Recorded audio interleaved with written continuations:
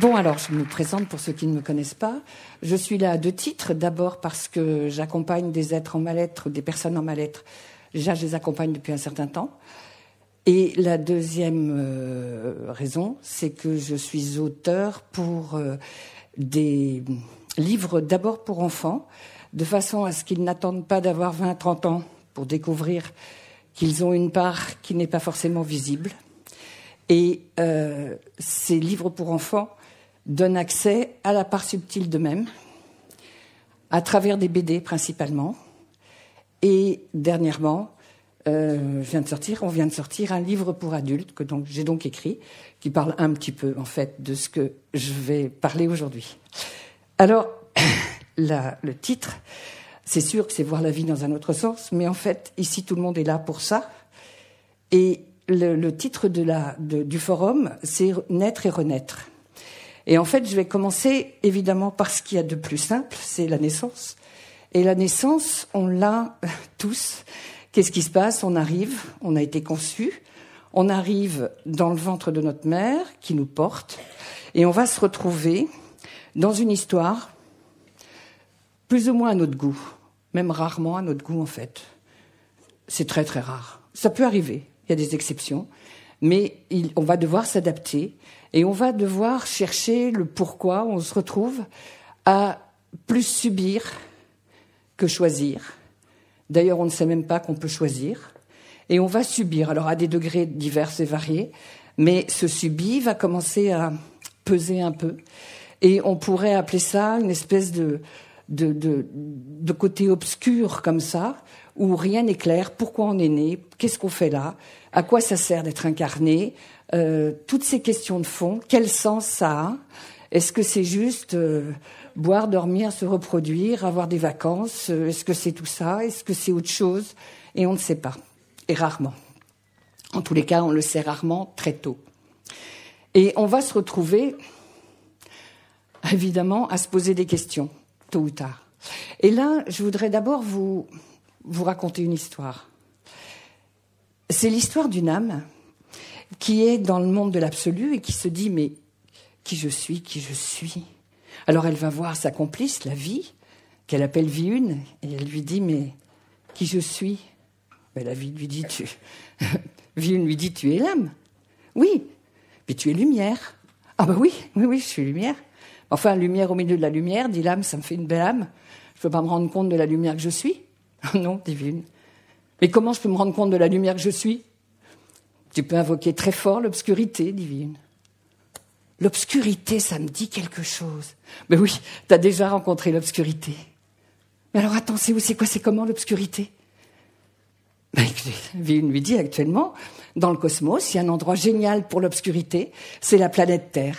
On n'a pas mieux, c'est le top du top, c'est encore bourré d'idées noires. Ah d'accord, c'est ça. Mais attends, c'est marrant, ça me dit de plus en plus quelque chose. Mais oui, dit Vie 1, t'as déjà rencontré la planète Terre, t'y es déjà allé ? Ah d'accord, mais alors, rafraîchis-moi la mémoire, comment on s'y prend pour y aller ? Ben écoute, c'est simple, il y a un embryon qui est en cours dans le ventre d'une mère, tu rejoins l'embryon et vous faites tandem pendant toute une incarnation. Ah c'est ça, et je choisis n'importe quel embryon ? Non, il y a une règle du jeu sur la planète Terre. Comment te dire, tu vas choisir un embryon qui se retrouve dans un chantier que tu n'avais pas fini la fois d'avant, tu vois, un truc... Ah d'accord, mais même si c'est pas bien ? Ah ben surtout, ça s'appelle déjà de l'obscurité. Ah c'est ça, entre autres. Ah d'accord, alors j'ai compris, j'y vais, je rencontre ma part humaine, l'obscurité, et comme ça je fais l'expérience de la lumière que je suis. Non, dit Vie 1, c'est pas si simple. Il y a une deuxième règle du jeu sur la planète Terre. Oui ? C'est que tu vas pas être visible. Moi, la lumière, je vais pas être visible dans l'obscurité, alors c'est toi qui es pas clair, je comprends plus rien du tout là. C'est quoi ? Alors oui, je comprends, dit Vie 1, c'est pas simple. Je t'explique. Sur la planète Terre, il y a du végétal. Le végétal n'est pas doté des yeux pour voir la lumière physique du soleil. Tes doigts ? Oui. Par contre, la part humaine, elle est plus évoluée que le végétal. Elle est dotée pour voir la lumière physique du soleil avec ses yeux physiques, mais elle n'a pas les yeux pour voir physique, pour voir la lumière subtile que tu es. D'accord. D'accord, dit là, mais alors comment je vais faire l'expérience de la lumière que je suis? Oh ben, tu vas déranger. Déranger, mais qui, quoi, comment et combien de temps? Ben, tu vas déranger ta part humaine, jusqu'à temps qu'elle te cherche, qu'elle te trouve et qu'elle te voie. Tu viens de dire qu'elle pouvait pas me voir. Non, elle peut pas te voir avec les yeux physiques, mais elle peut te voir avec les yeux du cœur. Ah, c'est ça. Alors attends, j'ai compris. J'y vais, je dérange. Elle me cherche, elle me trouve, elle me voit. Non, dit V1, c'est pas systématique. Tu veux dire que je vais déranger tout ça, faire tout ça, et je vais revenir à la source comme j'étais partie? Pas tout à fait, mais à peu près, ça peut arriver, oui, mais... Ah ben d'accord. Ben c'est pas marrant sur la planète Terre. Hein. Ah non, dit V1, mais je t'ai pas dit que ça l'était. C'est vrai, ça tu me l'as pas dit. Et puis je vais te dire autre chose, dit V1. T'es pas obligé d'y aller. Ah si, là j'en sais trop, là je veux y aller. Eh ben vas-y. Et voilà notre petite âme qui arrive sur la planète Terre, dans un continent, sur un continent, dans un pays, et dans un endroit, et dans le ventre d'une mère, il y a un petit embryon qui démarre. Oh. Et voilà notre petite âme qui va pouvoir, grâce à ce véhicule qu'elle est, insuffler la vie dans cette petite forme. Oh, c'est formidable. Il va y avoir 70 000 milliards de cellules qui vont se regrouper juste au bon endroit, au bon moment, dans le bon ordre.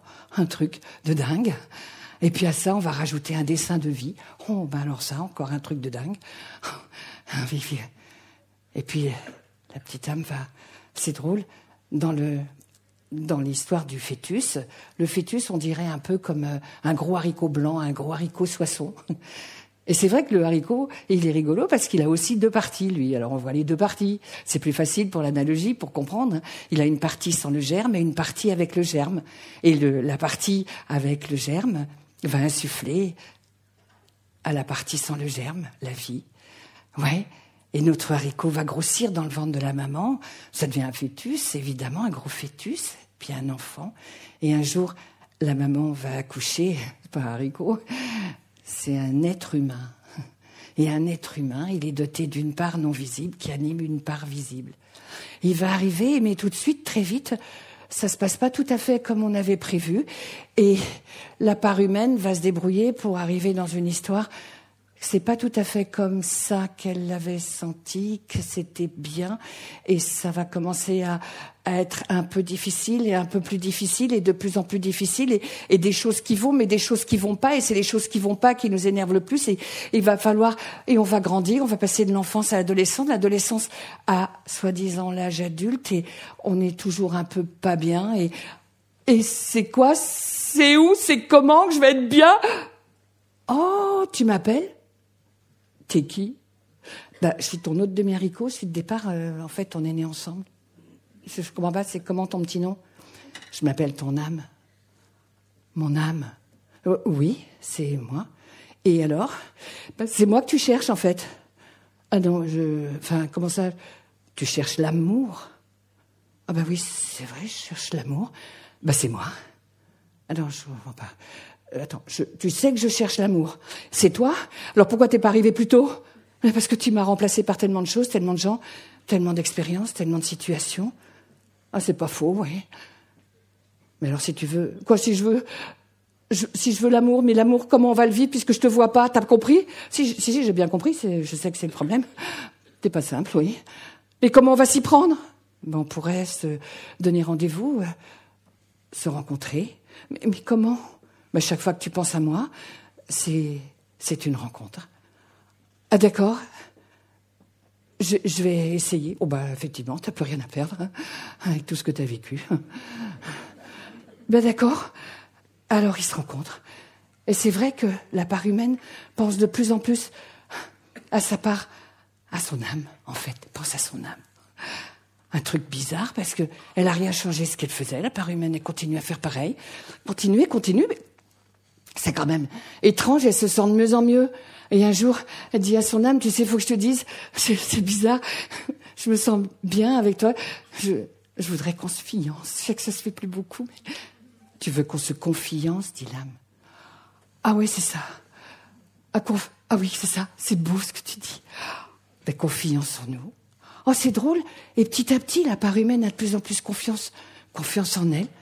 Et le temps passe et c'est de mieux en mieux. Et elle se sent de mieux en mieux, de moins en moins seule. Mon Dieu, qu'elle se sent bien. Et un jour, elle dit à son âme, tu sais, il faut que je te dise, je voudrais t'épouser parce que je t'aime. Moi aussi, je t'aime, dit l'âme. Et ensemble, notre haricot est reconstitué. Et ensemble, ils se mettent en amour, dans la terre. Le petit germe commence à faire ses radicelles, ses racines. Et il propulse notre haricot hors de terre pour donner naissance à une multitude de possibles, à un plan de haricots.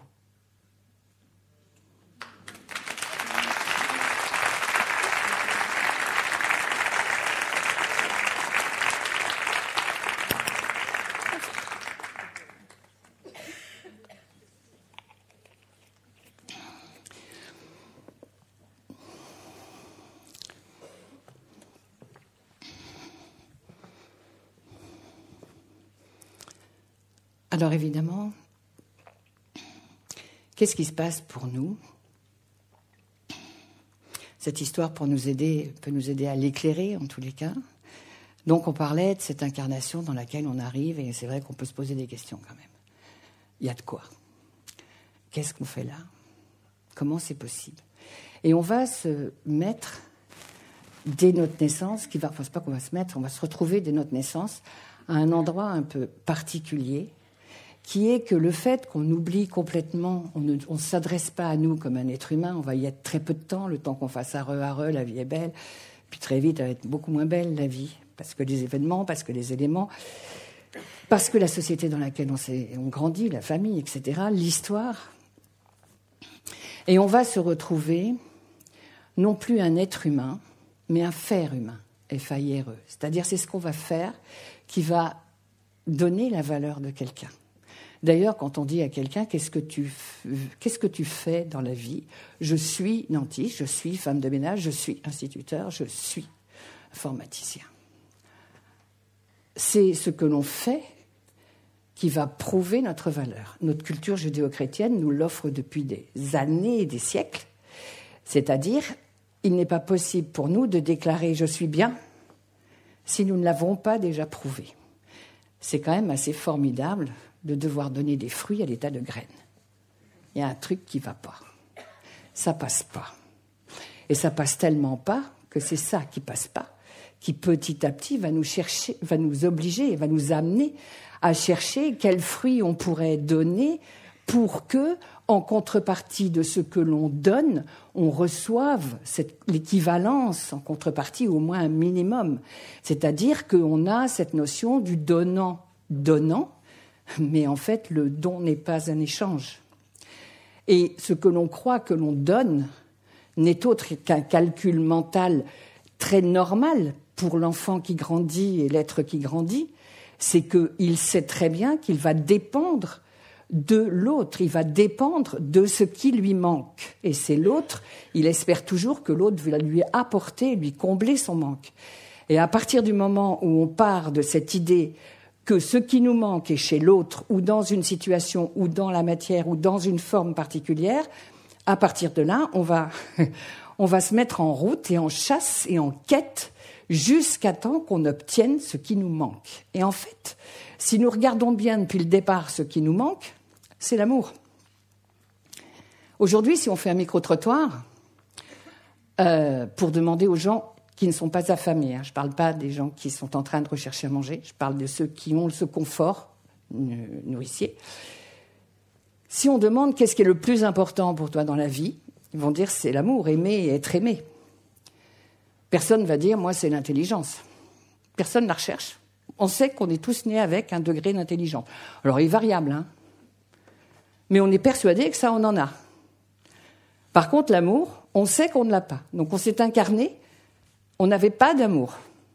En fait, on l'avait, mais on l'a ignoré. On ignore où est l'amour, on ignore ce qu'est l'amour, donc on va se retrouver uniquement avec ce que l'on voit avec nos yeux physiques, ce que l'on entend avec nos yeux physiques, et ce sont ces 5 sens qui vont mettre en route l'idée que c'est l'autre, c'est à l'extérieur de nous qu'on va récupérer ce dont on a besoin.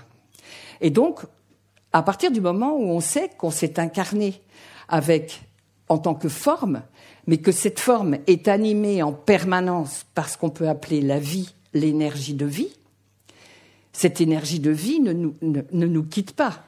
Un jour, on va rendre l'âme. Mais si on la rend, à quoi a-t-elle servi? Parce que c'est pas le tout de rendre quelque chose. Est-ce que ça a été utile? Et en fait, il y a énormément de gens pour qui ça n'est pas utile, ça n'est même pas un mot qu'on utilise. Il y a surtout les poètes qui l'ont utilisé pendant des siècles. Mais l'âme ne fait pas partie de la vie. Alors ici un peu plus, puisque on est tous là sur ce sujet-là. Mais pour la majorité de la population, ça ne fait pas partie de notre vie quotidienne. C'est pas une nécessité. Alors le problème, donc, il est là. On va aller chercher à l'extérieur de nous quelque chose. À partir du moment où on sait qu'on cherche l'amour, on va confondre l'amour très souvent avec l'affectif.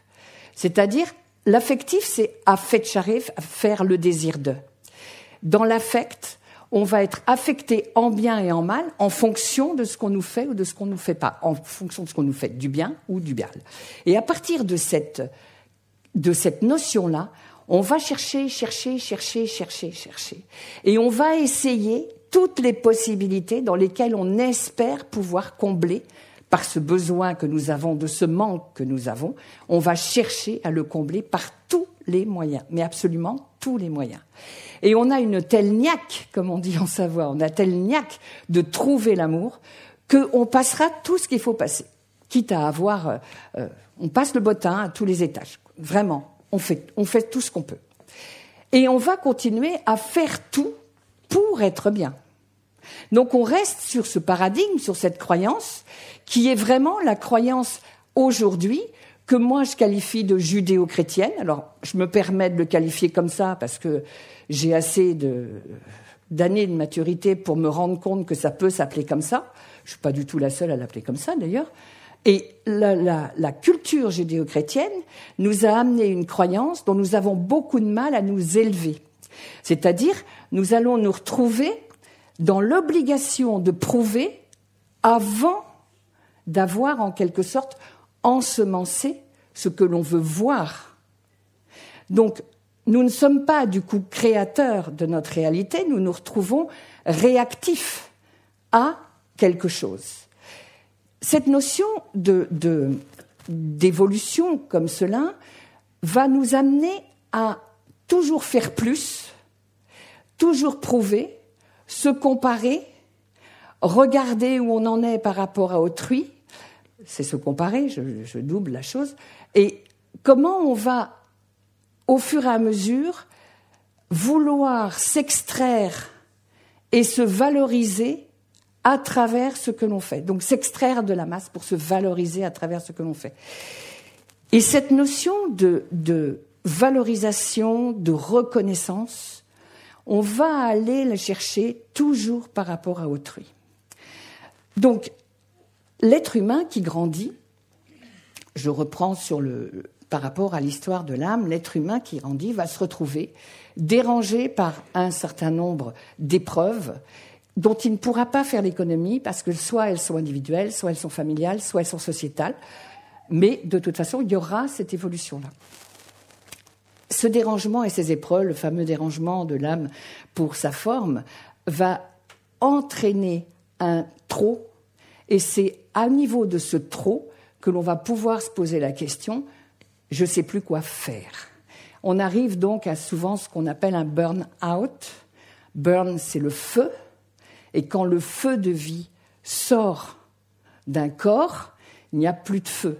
Donc en fait, qu'est-ce qui se passe à ce moment-là? Il reste, pour la plupart, des braises. C'est plus du feu, il n'y a plus de flamme. Est-ce qu'on va pouvoir remettre des brindilles pour que ça réchauffe, ou est-ce qu'on ne peut pas arriver avec la bûche et convaincre quelqu'un qu'il faut penser comme ça? Donc ça va se faire très très doucement et très très sensiblement, mais il y aura éventuellement une remontée d'une conscience qui va passer de j'ai tout fait pour être bien à je suis mal alors que j'ai tout fait, pour un jour pouvoir prendre conscience qu'on peut être pour faire. Je rebois un coup parce que j'ai soif. C'est tout simple, en fait.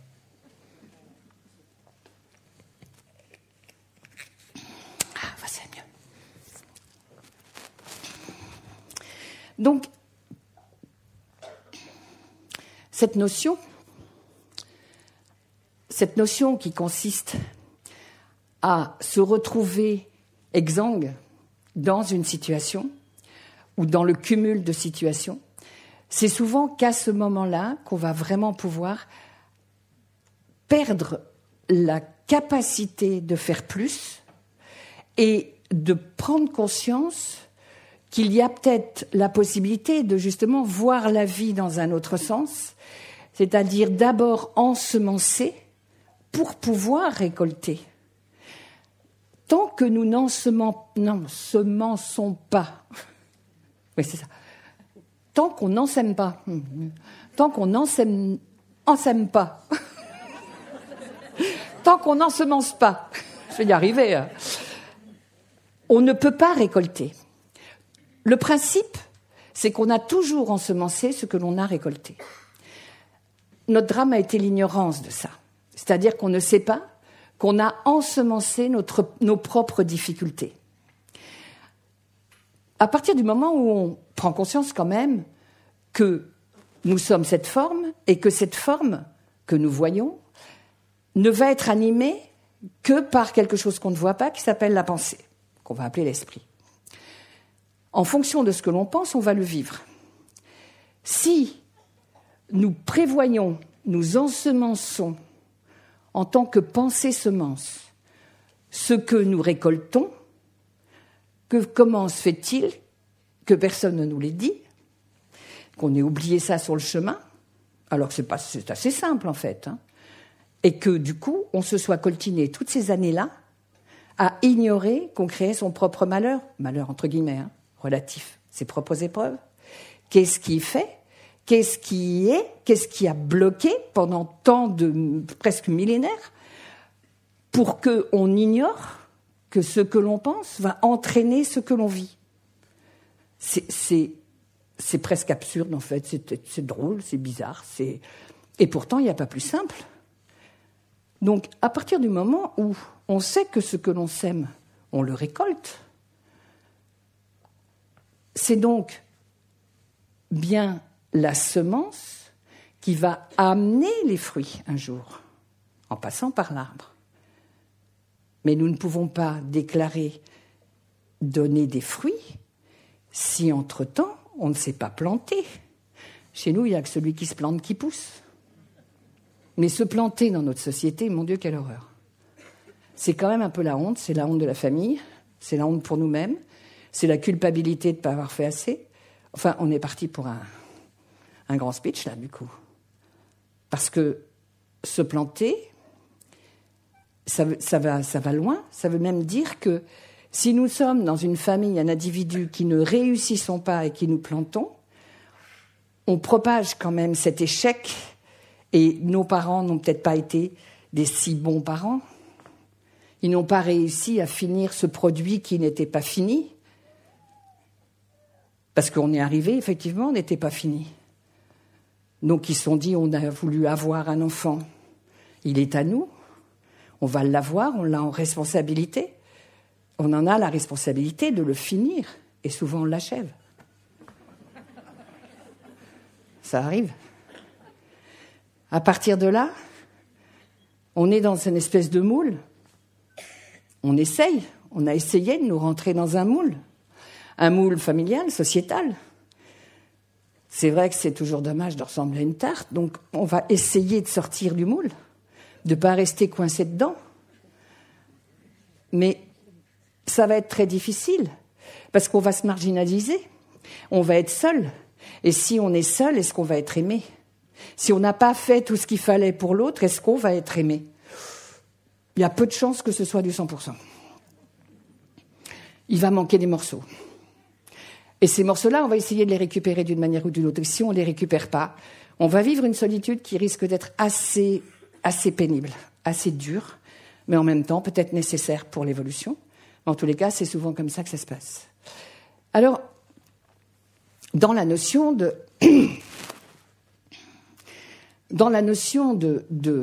transformation, de transmutation, pour pouvoir passer de faire bien pour être quelqu'un de bien, à « je suis bien » pour donner ce qui correspond à qui je suis, c'est bien le principe de l'analogie du végétal, c'est-à-dire que d'abord se planter, parce que nous sommes tous nés, je pourrais dire, en tant que graines dans le sac de graines. Ce sac de graines, dans le sac de graines, il y a les écrasés, les écraseurs, les écrasables. Il y a les paumés, les coincés, les perdus, les dans les coins. Il y a ceux qui vont longer le sac. Il y a ceux qui vont prendre tous les coups au milieu. Et il y a ceux qui vont rester coincés, ou peut-être qui vont choisir que finalement dans le sac c'est bien, et qu'à l'état de graines, pourquoi pas, on doit vivre assez bien dans le sac de graines. Et c'est possible. Et il y a plein de gens qui aujourd'hui vont rester à l'état de graines. Mais il y a ceux qui vont être tellement bousculés dans le sac de graines qu'ils vont sortir et qui vont se planter. Donc cela, que va-t-il se passer ? Il va y avoir la graine. À quoi a servi la graine ? La graine, elle a servi, elle est un petit peu parentale en fait, en quelque sorte. La graine a servi à protéger le germe, sécuriser le germe, nourrir le germe. Mais il y a un moment donné, c'est la mort de la graine pour que le germe puisse faire ses radicelles, ses racines, et passer de la zone d'obscurité à la zone de clarté. Et à partir du moment où ce processus se met en route, donc pour celui qui a vécu les épreuves, celui souvent qui a peut-être tout perdu de ses croyances, tout perdu de ce fonctionnement, tout perdu même des fois matériellement, ou même familialement, les épreuves sont de tous ordres, et du coup, ça va entraîner le fait de vouloir sortir de l'état de c'est comme ça, il faut, il y a qu'à, et de pouvoir être je suis. Et ce je suis qui va éclore, il va être qui il est. Chacun dans sa différence, il n'y a pas un arbre qui ressemble à un autre, même quand on fait partie de la même espèce. Et on ne donnera le nombre de fruits que correspondant vraiment à qui nous sommes. Et à partir de là, on peut commencer vraiment à se dire qu'on va donner. Parce qu'en fait, on ne peut donner que ce qu'on a. Et tant qu'on n'a pas d'amour pour nous, on ne peut pas en donner. Et souvent, ce qui se passe, c'est que on va demander à l'autre « Tu m'aimes ? T'as de l'amour pour moi ?»« Oui, oui. »« Et toi, tu m'aimes ? »« Oh, bah oui, moi je t'aime. » Et dans cette rencontre-là, on a quelqu'un qui n'a pas d'amour, qui va en demander à l'autre. Mais celui-là n'a pas d'amour, mais il va en demander à l'autre. Vous voulez me dire ce qu'on va se donner ? Hormis l'illusion de l'amour ? Il reste pas grand-chose. Et c'est pour ça qu'au bout d'un moment, quand on a fait tout ce qu'on pouvait pour l'autre, avec tout ce que j'ai fait pour toi, c'est comme ça que tu me parles, c'est comme ça que tu me traites. Au début, c'était pas comme ça. On faisait mutuellement tout ce qu'il fallait pour l'autre. C'était tellement formidable. On s'est tellement aimés. Puis un jour, la balance n'est plus à l'équilibre. Ça descend, puis il y en a un qui s'en va. Et puis l'autre qui reste, fait partie de son épreuve en disant « Ok, d'accord. Alors là, qu'est-ce qui va cheminer ? On verra. » Mais en tous les cas, on se rend bien compte que souvent, on est dans l'illusion de l'amour. On va chercher chez l'autre ce qu'il ne peut pas nous donner, il ne l'a pas lui-même. Si un jour on s'aime soi-même, c'est-à-dire que si on a la conscience qu'on est la vie qui anime notre forme, qu'on est cette âme et ce corps, la vie et la personnalité, si un jour nous retrouvons ce couple-là en nous, nous ne manquerons de rien, donc nous passerons du besoin à l'envie d'être avec l'autre. On n'aura plus besoin d'être avec l'autre. Juste envie. Formidable. Marrant, parce que dans le mot envie, il y a le mot vie. Et dans le mot besoin, il y a le mot soin. Est-ce qu'on va prendre soin de moi ? C'est rigolo, hein, c'est juste au passage. Alors, évidemment, on pourrait parler de tout ça pendant des heures. Mais j'ai encore envie de vous raconter une histoire. C'est l'histoire qui résume un petit peu tout ça. C'est un enfant, il est avec d'autres enfants, hein, dans le bateau familial, et il rame, c'est sûr. Des fois il rit, des fois il pleure, des fois il dit rien. Puis il y a d'autres enfants, et puis il rame. Et puis il rame pas n'importe comment. Il y a le tambour des parents, des éducateurs, et ça rythme, c'est sûr. Et il rame au rythme. Il se dit, quand je serai grand, je serai pas pareil. Je sais pas pourquoi, là, en fait, finalement, c'est une galère, quoi. Et c'est bon. Et ben, quand je serai grand, je ferai pas du tout pareil. Et puis il y pense, puis il grandit, puis il rame toujours, mais il grandit de plus en plus. Puis il devient un grand ado. Et comme la vie est bien faite, un jour il voit arriver une petite barcasse vide, poussée par les courants, qui vient se buter là contre la galère en bas, là, juste là. Il quitte la rame, il descend, il tombe dans la petite barque et à moi la vie, 2 petites rames à moi toute seule. Ouais, c'est parti. Waouh, je suis libre. Je vais où je veux, quand je veux, comme je veux. Là, enfin la liberté. Ah, j'en ai rêvé, je l'ai eu. Et puis il rame. Mais il y a du vent. Alors il souque un peu, parce qu'il y a un peu... Oh, puis il y a la tempête. La tempête. Oh, la première tempête. Je suis grand, je suis fort, j'y arrivais. Et passe. Il en passe une, ça va mieux. Puis il a un projet, il y a un phare là-bas. Et je veux vraiment y aller, là. Mais le problème de la barcasse, du canot, c'est que l'avant est à l'arrière, c'est pas commode. Alors...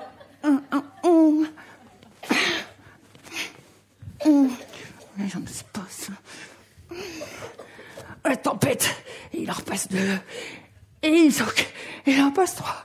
Et ça fait un moment, ça fait des années, un temps dingue qui rame, que son phare, il arrive toujours pas. Et il arrive, et il y a encore une grosse tempête. Et là, c'est là, j'en peux plus. J'arrive plus. J'en ai trop marre. Je m'en fous, j'irai n'importe où, je préfère tomber à la maille. J'en peux plus, je vous dis. Je dis quoi ça? Bah, si c'était une galère, je la reconnaîtrais. Puis si c'était une barcasse, je reconnaîtrais. Qu'est-ce que c'est comme bateau, ce truc? Oh bah, il s'arrête. Viens vers moi, il s'arrête. Salut. Bonjour. Je peux vous poser... Comment il s'appelle, votre bateau? C'est un voilier. Un voilier? Et vos rames, elles sont où? Ah ben, j'ai pas de rame. Comment ça? Vous avez pas de rame, vous ramez pas? Et comment il avance, votre bateau? Ben, avec les voiles. Ces grands carrés, là, blancs? Oui, c'est ça. Et comment ça marche, les voiles? Ben, il y a du vent, du souffle. Voilà. Et moi, je tiens la barre. Ah, c'est tout? Et vous ramez plus? Vous ramez pas? Ah non, j'ai fini, les gars. Non, j'ai fini, ça fait longtemps maintenant. Ah bah d'accord. Bah vous avez de la chance. Moi, justement, j'étais désespérée parce que je suis désespérée. Parce que j'en peux plus de ramer, j'en peux plus du tout. Bah, vous énervez pas. On peut se tutoyer. Oh oui, tutoyons-nous. Oui. Eh ben, toi aussi, t'as une voile. Ah non, moi, j'ai pas de voile, parce que si j'avais une voile, je l'aurais vu. Non, mais tu vois, le petit banc sur lequel t'es assis depuis si longtemps. Oui, bah soulève la planche, là. Ah, bah il y a un bout de tissu. Oui, il y a un bout de tissu. Bah sors-le. Ah, 3 petits bouts de ficelle au bout du triangle, oui. Et tiennent sur quoi vos voiles? Bah sur la mât. Bah moi, j'en ai pas. Non, mais écoute, mets-toi face à la proue de ta petite barcasse, là, tu vois, t'as une petite planche, un trou devant, là. Ouais, bah prends ta rame, puis mets là-dedans. Oh, ça rentre tout juste. Bah voilà, accroche tes 2 petits bouts, là, en haut et en bas.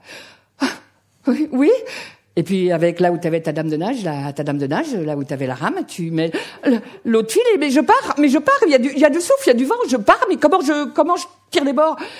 Mets ton autre rame sous ton bras, l'encoche à l'arrière de la barcasse, voilà, serre ton bras, voilà, comme ça. Tu vois que tu gouvernes, tu vas où tu veux. Ah, mais je peux tirer des bords? Et il tourne 1 fois, 2 fois, 3 fois autour du voilier. Oh, c'est trop beau! Oh, c'est trop génial! Oh, ben vraiment, je peux vous demander un truc? Votre voilier, vous l'avez trouvé où? Ah bah tu vois, le phare là-bas. Ah bah si je le vois. Combien de temps que je voudrais aller à ce phare et je suis jamais pu arriver. Bah tu vois, tu vas à ce phare et il va t'indiquer l'entrée d'un port et là tu pourras échanger ta barcasse contre un voilier. D'accord? Et qu'est-ce que je devrais faire pour l'échanger? Bah rien, c'est un échange. Ah oui, d'accord. Je devrais rien faire à une petite barcasse comme ça, un gros voilier comme ça, on va rien me demander? Bah non. Oh, j'y crois pas. Bah si t'y crois pas, t'y vas pas. Puis si t'y crois, t'y vas. Bah je crois que je vais aller voir si j'y crois. Et le voilà parti. Merci. Bon vent à toi, petit. Il tire ses bords.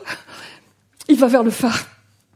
Et voilà, il passe le phare, il rentre dans le port, la marée est à mi-hauteur, il va vers, il y a un groupe de barcasses là, il va à l'échelle, il accroche son bout en haut, des fois que la marée descendrait encore un peu plus, et puis il met du lest, et puis il arrive en haut de l'acheter. Oh, tous ces voiliers. Oh, ben alors là, alors je reviens pas. Je suis là. Ça fait tant de temps que je voulais être là. Puis il y a un vieux qui descend sur l'acheter, là, qui arrive. Il a l'air bon, cet homme. Puis il vient vers lui, puis « Bonjour, petit. Bonjour, monsieur. Que viens-tu faire ici ?»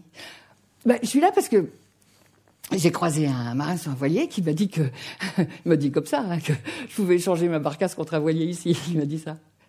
Très bien, petit. Lequel veux-tu ? Pas trop gros, parce que ça fait pas longtemps que je navigue avec la voile. Donc, celui-là. Très bien, petit, il est à toi. D'accord, qu'est-ce que je dois faire pour prendre le bateau ? Rien, petit, il est à toi. Je dois rien faire ? Non, petit, tu as l'air étonné. C'est-à-dire que là d'où je viens, il y a toujours un truc à faire contre un autre, quoi. On n'a jamais rien vraiment sans rien. Je suis pas habituée, quoi. Mais ne voulais-tu pas trouver un autre endroit ? Si. Mais tu y es. C'est ça, oui, j'y suis. Oui, j'y suis, c'est ça. Et combien de temps je pourrais garder le voilier ? Tout le temps que tu veux. Jusqu'à temps que tu l'échanges. Tout le temps que je veux ? Oui. Alors ça. Ça, c'est formidable. Très bien, petit, quand pars-tu ? Demain matin, je pars. Très bien, alors si je ne t'en vois pas, bon vent. Merci, monsieur. Merci. C'est dingue. Il va sur sa barcasse, prend ses petites affaires, met tout sur le voilier, refait la navette, des fois qu'il aurait oublié quelque chose. Puis il brasse. Et puis le lendemain matin, le vieux arrive, et dit, tu n'es pas parti, petit. Non, je n'étais pas prêt, là. Pas tout à fait prêt. Très bien, alors quand pars-tu maintenant ? Demain, je serai prêt. Si je ne t'en revois pas, bon vent. Merci, monsieur. Il brasse. Il va à la voilier, il monte sur l'acheter, il redescend, il nettoie un peu, il range ses petites affaires, il brasse. Et le lendemain matin, le vieux arrive, tu n'es pas parti, petit. Non, je suis pas parti. J'étais pas tout à fait prêt, mais... Quand pars-tu ? Demain, je pars. Très bien, si je ne t'en revois pas, bon vent. Merci, monsieur. Le lendemain arrive, le vieux arrive, il n'est pas parti. Les jours passent et il n'est pas parti. Et les jours passent encore. Et le vieux arrive un matin et lui dit, petit, tu n'arrives pas à partir. Non, monsieur, j'arrive pas à partir. Qu'est-ce qui te manque ? Il me manque... Je ne veux pas partir tout seul. Voilà, c'est ça. Je me sens pas la force de partir tout seul. Si loin et si longtemps, et je ne sais pas où je vais. Il n'y a pas quelqu'un qui peut partir avec toi ? Non, je vois pas quelqu'un...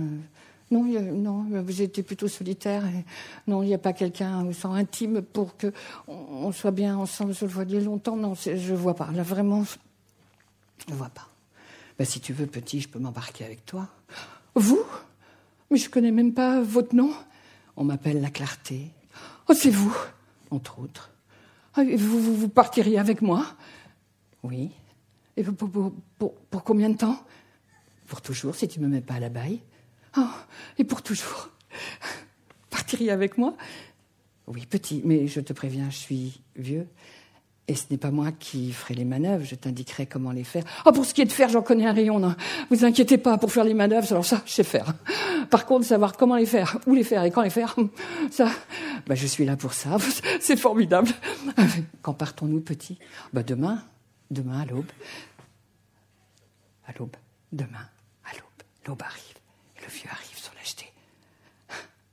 Je peux embarquer ? Bienvenue, la Clarté, bienvenue. Bienvenue sur le voilier. Je me mets à la proue. Oui, à la proue.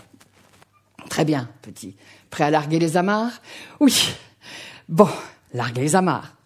Il va accrocher le bout, décrocher l'autre bout. Hisse la grand voile. J'ai hissé la grand voile, la Clarté, on part pas ? On décolle pas de l'acheter, pourquoi ? Je crois, petit, que t'as oublié de lever l'ancre. À la poupe. Ah oui, Ah oui, mon Dieu, j'ai oublié de lever l'ancre. Si je lève l'ancre, on va partir? Oui. Mais on va partir quoi?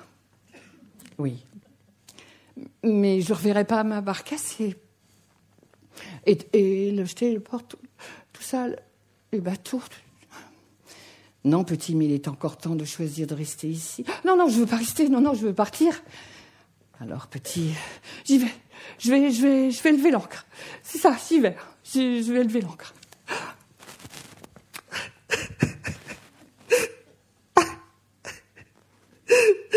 C'est dur. Ça y est, d'accord, j'ai levé l'ancre. Très bien, va à la barre. Oui, à la barre. À bâbord toute. Oui, bâbord toute. Tu sens le vent? Oui. Tu sens le souffle? Oui. Tu sens la houle, mon grand? Oui. Oui, je sens la houle. Alors on y est? Oui. On est ensemble? Oui. On y va, t'es joyeux? Oui. Joyeux, la clarté.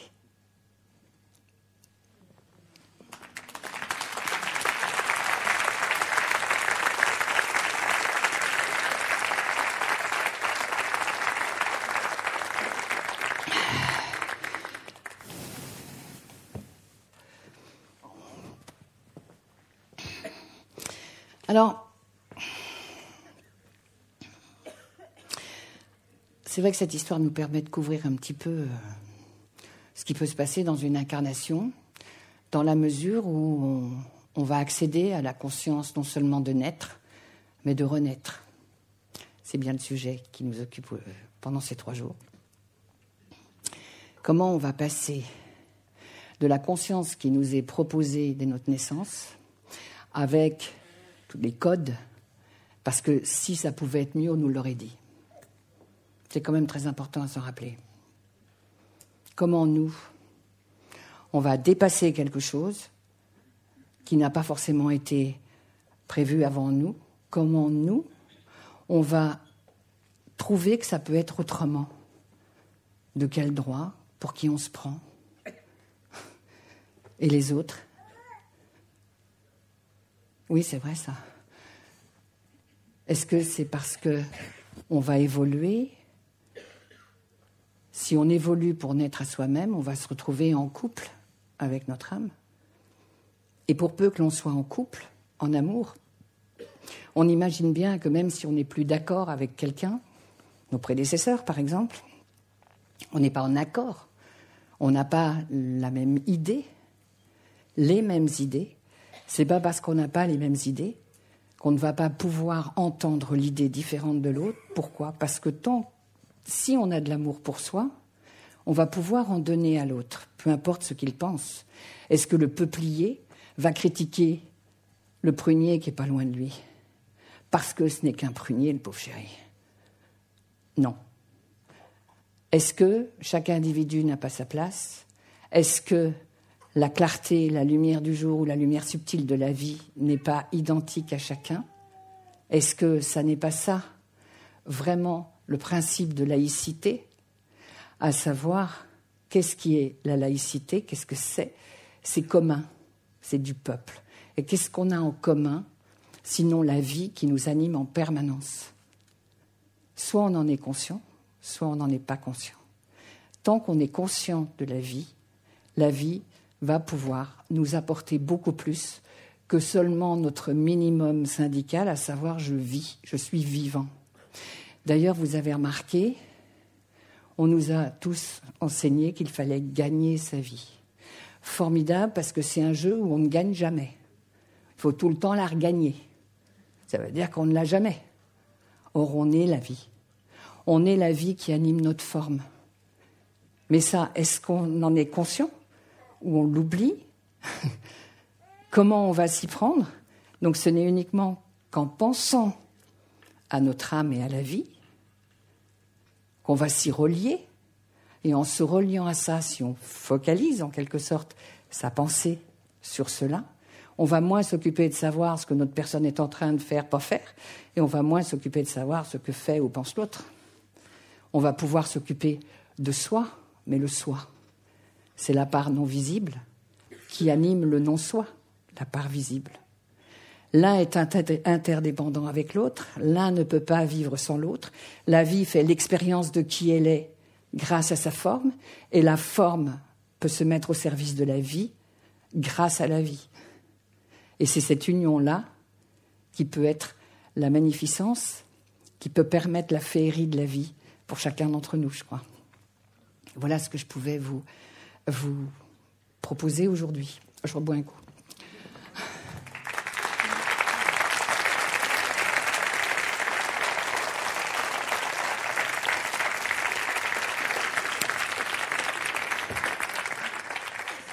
Alors, vous avez peut-être des questions, il y a peut-être des réponses, pas sûr.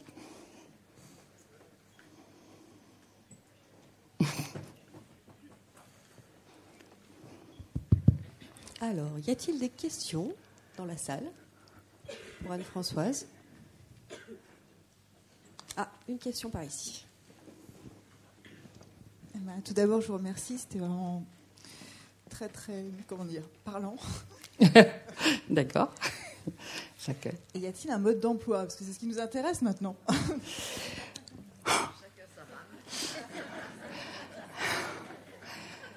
Comment trouver les voiles?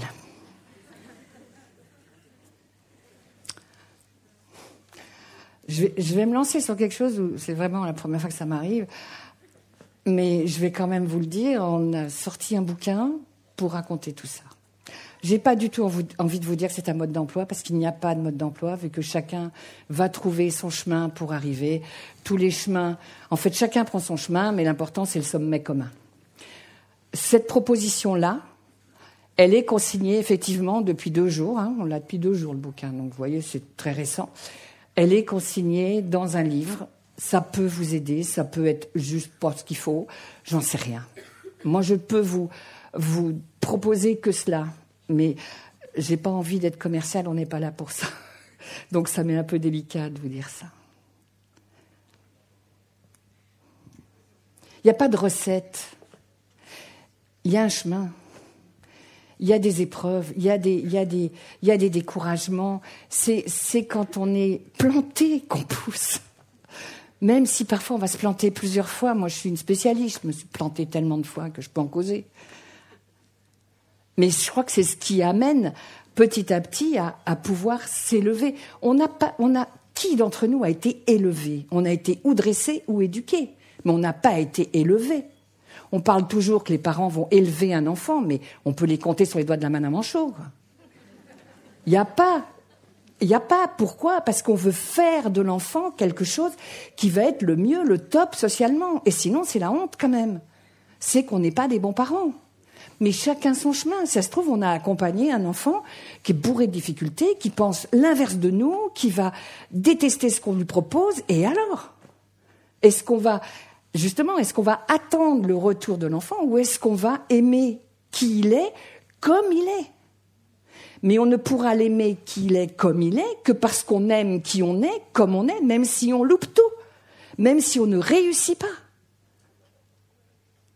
Parce que c'est pas parce qu'on ne fait pas tout bien qu'on peut pas s'aimer, sinon je serais pas là, moi. Alors, on est tellement loupé que, franchement, je pourrais même pas parler, quoi. Je crois que c'est ça qui fait ça. Donc c'est le chemin de chacun, en quelque sorte. Voilà, je ne sais pas si ça répond. Merci beaucoup. Y a-t-il d'autres questions pour Anne-Françoise?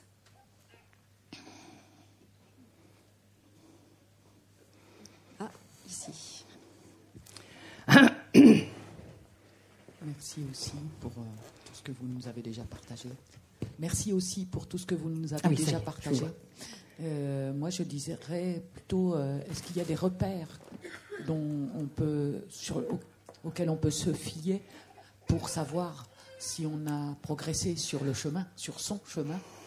Est-ce qu'il y a des indicateurs, des signes, des manifestations dans notre propre vie qui témoignent du fait qu'on a franchi quelque chose, qu'on a évolué, qu'on a progressé? Parce que voilà, souvent on est tellement ignorant justement qu'on ne sait pas où on va, comment on y va. Et quelles sont nos ressources? On tâtonne souvent, Oui. beaucoup. Et donc, voilà, est-ce qu'on pourrait avoir des repères qui nous permettraient de dire, bon là, j'ai avancé jusque-là, au moins c'est déjà ça. Alors oui, il y a... Le repère, c'est comment on se sent. Comment on est avec soi. Est-ce qu'on a envie de passer une journée avec soi aujourd'hui? Ou est-ce qu'on va encore être un bout du boulet qu'on traîne depuis un moment? Parce que vivre avec soi, c'est la chose la plus difficile. Moi, j'ai été un boulet pour moi pendant des années. Et franchement, ça a été pénible. Et j'ai senti que je commençais à être un peu mieux quand le boulet était un peu plus léger. Et puis, bon, après, chacun, encore une fois, son chemin. Moi, j'ai eu des étapes qui ont été extrêmement marquées. Tout le monde n'a pas des étapes marquées. Et donc, ça peut se faire beaucoup plus souplement et simplement. Mais en même temps, ça peut être aussi quelque chose d'extrêmement éclairé tout d'un coup, où on le sent en nous. C'est-à-dire, je ne me considère plus pareil qu'avant, je n'ai plus d'attente de moi. Parce que le problème, c'est sur le chemin, on pense que demain, on va être mieux qu'aujourd'hui. Certes, puisque l'expérience d'aujourd'hui va, j'espère, apporter quelque chose à mon vécu de demain. Donc mon bien d'aujourd'hui sera mon mal d'hier et mon mieux de demain. On n'arrête pas. Ce qui a été mon bien à un moment donné est devenu mon mal, j'ai cherché un autre bien, et puis hop, comme ça, tout le temps, et je vais tout le temps avancer sur ce niveau-là. Donc constamment, on n'arrêtera jamais. L'arbre, une fois qu'il est planté, quand on va pousser, il y a toute la période où on va se retrouver dans cette obscurité, en train de commencer à faire des radicelles, des racines, alors qu'on ne se voit pas le faire, et c'est ce que vous disiez, est-ce que là, il y a un signe? Non, là, il n'y en a pas.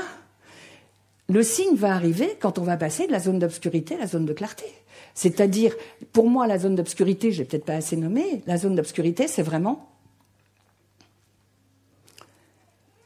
croire la croyance qui est « je fais pour être bien ». Pour moi, c'est une zone d'obscurité. C'est-à-dire, on est tout le temps dépendant de quelque chose d'extérieur à nous, quelque chose d'extérieur à nous. Là où on rentre dans la zone de clarté, quand on rentre dans la zone de clarté, il n'y a plus d'extérieur nécessaire. Et en général, ce qui se passe, c'est si on pousse et qu'on devient un petit arbre, même si on est haut comme ça, on s'en fout. On commence à pouvoir choisir, c'est-à-dire ne plus subir qui on est. C'est-à-dire penser, alors moi, sont mes mots à moi, mais chacun les siens, penser à cette idée exactement comme l'arbre, s'il n'a pas la lumière du jour aujourd'hui, il a toujours sa nourriture terrestre avec ses racines, mais s'il n'a pas la lumière du jour, à un moment donné, il ne va plus faire de feuilles, ni de fleurs, ni de fruits. Donc il va crever. Nous, en fait, c'est exactement la même chose. C'est pour ça que c'est tellement simple. C'est-à-dire, c'est pas d'aller chercher chez l'arbre d'à côté ce qu'il pense de mieux que moi je vais faire. Je vais juste vivre et me développer avec qui je suis, comme je suis. Mais grâce à quoi? Parce que je vais utiliser ma pensée pour penser à la lumière du subtil de la vie, que je vais appeler mon âme, la clarté, je peux l'appeler comme je veux. J'essaye de nommer, moi, des mots qui ne soient pas connotés dans les structures déjà existantes, donc principalement religieuses, donc je me décale de ça. Mais tout ça, c'est la même idée, sauf qu'au lieu que ce soit en dehors de nous, et dans la culture judéo-chrétienne, Dieu n'est pas nous. Alors, au risque d'en peut-être choquer certains, nous sommes tous du Dieu, parcelle divine dans la matière, puisque nous sommes vivants grâce à la magie de la vie, constamment. Le jour où la magie se retire, personne ne nous a fabriqués. Il y a eu une semence, mais ce n'est pas la semence qui crée l'être humain. La semence va permettre, à partir d'une semence, que les 70 000 milliards de cellules se rangent dans le bon ordre. Mais qui est intervenu dans la matrice de la mère? Il n'y a pas un humain qui intervient, sinon ça s'appelle un clone, et il n'y a pas de fond. Donc il n'y a pas de dessin de vie. Donc le propos, c'est bien d'être soi-même en conscience qu'on est en permanence la vie qui anime notre forme. Et si on ne quitte pas cette pensée, on devient pratiquant de la puissance de vie. Mais quand on est puissant, on ne prend jamais le pouvoir sur qui que ce soit ou quoi que ce soit. On prend le pouvoir quand on manque de puissance, justement.